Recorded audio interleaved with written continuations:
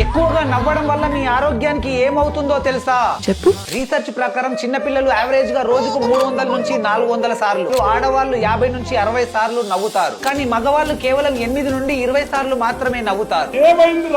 Smile చేయడం వల్ల dopamine, serotonin and endorphin వంటి హార్మోన్స్ రిలీజ్ అయ్యి హ్యాపీనెస్ అండ్ రిలాక్సేషన్ వస్తాయి. ఫోకస్ అండ్ క్రియేటివిటీ పెరుగుతాయి. ఈవెన్ ఫేక్ స్మైల్ చేసినా కూడా మీ బ్రెయిన్ నమ్మి హ్యాపీ హార్మోన్స్ ను రిలీజ్ చేస్తుంది. ఒక చిన్న స్మైల్ కూడా 10 నుండి 12 ఫేషియల్ మజిల్స్ ని యాక్టివేట్ చేస్తుంది.